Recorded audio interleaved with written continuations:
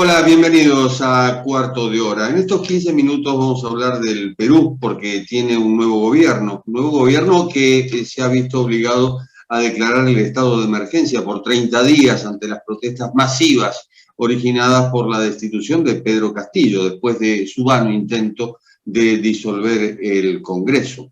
La medida implica la movilización de la Policía Nacional y de las Fuerzas Armadas y la suspensión de derechos de reunión, de inviolabilidad de domicilio, la libertad de tránsito, la libertad de reunión, la libertad y seguridad personales para controlar justamente estas protestas. Las fuerzas del orden pueden impedir inclusive reuniones, ingresar en domicilios y restringir el tránsito si lo consideran necesario.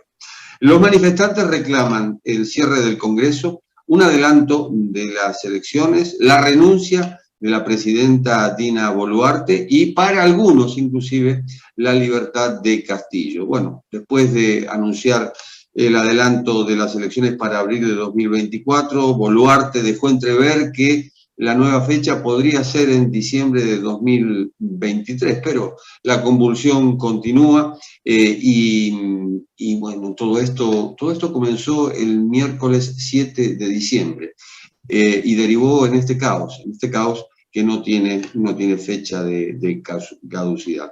Para hablar de lo que está ocurriendo en el Perú, vamos a hablar justamente con Raúl Ferro, que es director del Consejo Consultivo de CADAR, analista de economía y negocios especializado en América Latina. Fue corresponsal en América del Sur de medios económicos de Estados Unidos y el Reino Unido. Fue director de la revista América Economía y director de estudios de BN Américas.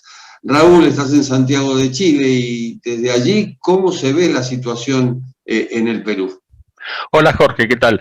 La verdad que se ve muy preocupante, es muy preocupante. Yo no esperaba que las protestas tomaran la intensidad y la eh, amplitud que han tomado, ¿no? Y además ha habido tomas estratégicas particularmente preocupantes. Aparte de los 3 aeropuertos que están tomados, la principal planta compresora de gas que lleva el gas natural a Lima también fue tomada esta mañana, aunque entiendo que la policía ya la despejó, ¿no?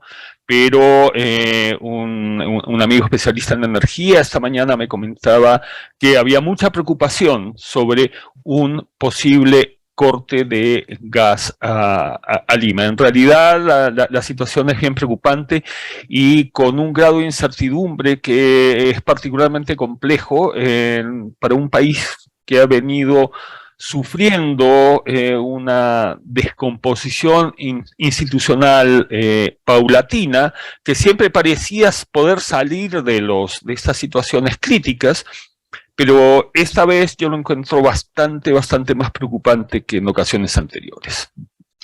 La situación del Perú, digamos, la situación política, responde a patrones similares a otros países de América Latina: pobreza, desigualdad, corrupción, en medio de un populismo creciente y de una desconfianza generalizada en la clase política. Pero en Perú desembocan en esta sucesión de presidentes que parecen no tener fin. Bueno, eso responde en parte a un problema institucional. O sea, a ver, la constitución que rige hoy en el Perú se hizo bajo el gobierno de Fujimori. Si bien se hizo con supervisión de la OEA, ¿no? Porque pues, fueron ellos los que después del autogolpe del 92 convocaron a Fujimori y a Bahamas un poco para poner orden. Bueno, aceptó llamar elecciones, pero en ese momento Fujimori tenía una gran popularidad, así que la Asamblea Constituyente o la Convención Constituyente, no me acuerdo ahora cuál era el término exacto, oficial, tuvo mayoría fujimorista. Y esa constitución se redactó, aparte de convertir el Parlamento en un Congreso unicameral, dejó un equilibrio muy precario entre el poder del Ejecutivo y el poder del Legislativo, pensado justamente para poder manipular con mayor facilidad desde el Ejecutivo todo la discusión, toda la discusión política. Y además, la ley de partidos políticos en Perú también favorece la atomización.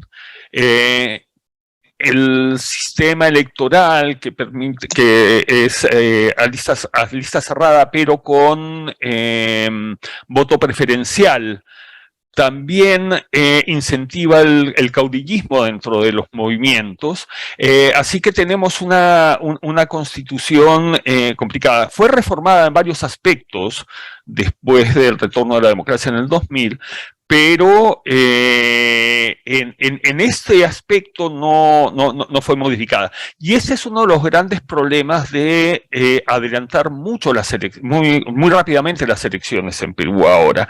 La mayor parte de los análisis políticos coinciden que hay que hacer algunas reformas políticas antes de llamar a elecciones para no volver a repetir este plato, porque si no vamos a seguir perpetuando una situación de desequilibrio político muy grande dentro del Parlamento, del Congreso, y además no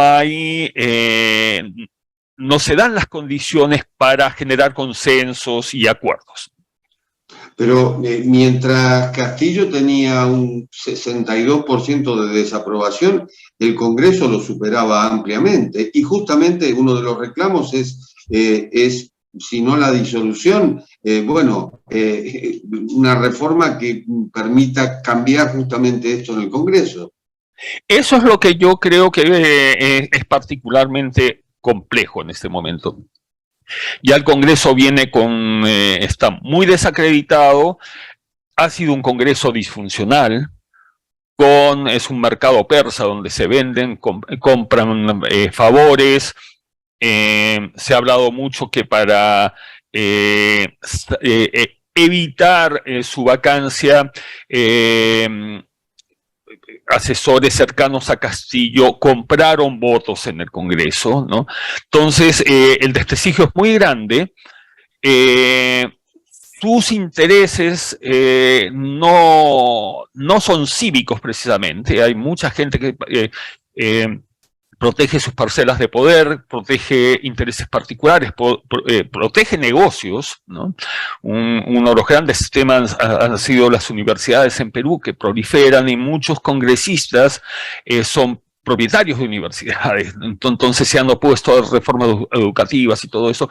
Y eso es lo que hace muy preocupante la situación, porque tú no ves una institución capaz de llenar el vacío de poder y controlar esta situación de caos, ¿no?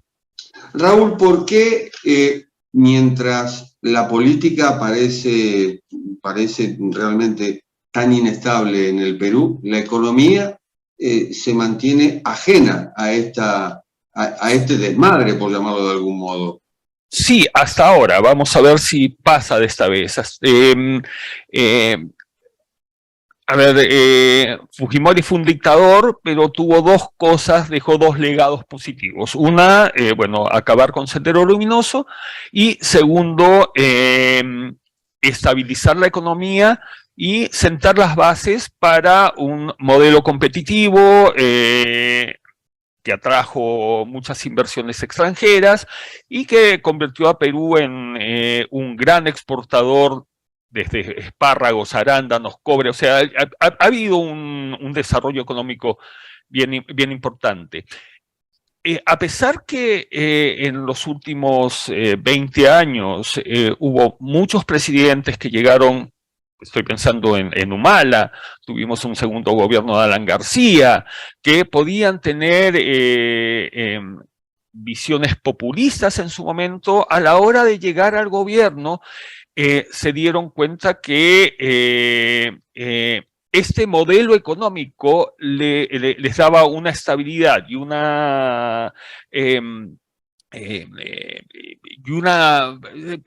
sí, tranquilidad, digamos, baja inflación y todo esto, lo siguieron manteniendo. Los hombres de negocios en Perú también supieron armar sus cauces paralelos y pudieron desacoplar las crisis políticas de la marcha de la economía. Perú seguía presentando oportunidades, tenía un marco jurídico bastante bueno. Su gran problema era el riesgo político, pero hasta ahora el riesgo político se había visto que no era tan grave como para contaminar la marcha de la economía. Hoy vamos a ver si eso sigue siendo así, depende de cómo se resuelva la situación. Hay situaciones particulares interesantes. Una de las minas de cobre que está siendo tomada hoy es propiedad de una empresa china, ¿no? Ya no es son empresas occidentales solamente, ¿no? Entonces, vamos a ver cómo se mueve pero yo creo que hoy hay un riesgo mucho mayor que el que hemos enfrentado en los últimos 20 años de disrupción de la economía. Todo va a depender de cómo se resuelva la crisis. Y sobre llovido mojado, los gobiernos de México, Colombia, Bolivia y Argentina emitieron un comunicado en el que prácticamente piden la restitución de Castillo del gobierno. Sí, la verdad que ahí se instaló en la izquierda latinoamericana. En ese sentido, el presidente de Chile, Gabriel Boric, volvió a ser la excepción, ¿no? Pero la izquierda latinoamericana, la clásica, la más vinculada al Grupo de Puebla, compra o quiere vender la idea de que toda esta crisis es producto de que las élites no permiten que alguien del pueblo campesino sea presidente. Más allá de que sí, en Perú existe racismo, no se puede negar, hay clasismo, esa crisis política no obedece a eso, o sea, simplemente obedece a una gran incapacidad del presidente Castillo para gobernar y a múltiples focos de corrupción que se vieron durante este año y medio que estuvo en el gobierno. A ver si hacemos un recuento. Alberto Fujimori cumple condena de prisión. Ollanta Humala y su esposa pasaron 9 meses en prisión preventiva. Sí. Pedro Pablo Kuczynski pasó 3 años bajo arresto domiciliario. Alan García se suicidó antes de ser arrestado en su casa, justamente por cargos de corrupción. Alejandro Toledo está en vías de ser extraditado de Estados Unidos para enfrentarse también a cargos de corrupción que también investigó la Fiscalía contra Castillo. Es decir, es un déjà vu permanente el que se vive en el país. Sí, absolutamente. O sea, es parte de la degradación de la política peruana y de una visión de que el poder, que el gobierno es un botín donde beneficiarse. Yo creo que se fue degradando gradualmente, ¿ok? Claro, a Humala y en parte a Alan García le toca toda la ola Odebrecht, que es o sea, toda la región ha estado salpicada por la corrupción de Odebrecht, por la forma de hacer negocios, pero lo que hemos visto en el último año y medio ya es patético. O sea, los niveles, ni siquiera estamos hablando de grandes sumas, eso es lo que hablan los analistas, eran sumas relativamente pequeñas, y de nuevo, o sea, nombran a un viceministro de Transporte que vendía autorizaciones falsas de revisiones técnicas o vinculado a empresas piratas de transporte, ¿me entiendes? Ese nivel de corrupción. Pero sí es cierto que la corrupción es un problema muy grande en Perú. Obviamente en esta época es mucho más visible de lo que era antes. La Fiscalía tiene más dientes.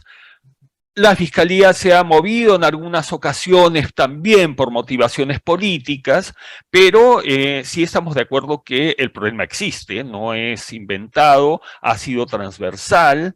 Quizás el más inocente, entre comillas, puede haber sido Kuczynski, pero él estaba más buscando favores como banquero de inversión que remuneración directa, ¿no? Pero en general sí es un país que tiene un serio problema de corrupción. Un serio problema de corrupción y también, bueno, de hijos y entenados, caso Keiko Fujimori. Y la curiosidad, Mario Vargas Llosa termina apoyando a Keiko Fujimori en la segunda vuelta de las elecciones del año pasado, porque temía que con Castillo el Perú se convirtiera en otra Venezuela. Realmente digamos, la coherencia ideológica tampoco abunda.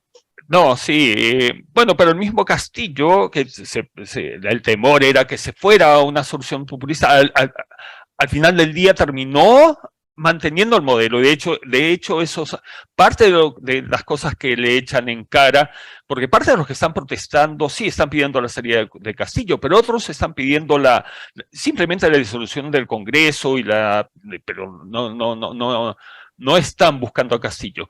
Otro punto que se ha colado en algunas de las reivindicaciones es redactar una nueva constitución, que es algo que estaba en la plataforma de Castillo, empujado por Cerrón, que veían la posibilidad de hacer una constitución más parecida a la de Evo Morales en Bolivia o la de Correa en Ecuador, iban por esa línea, ¿no?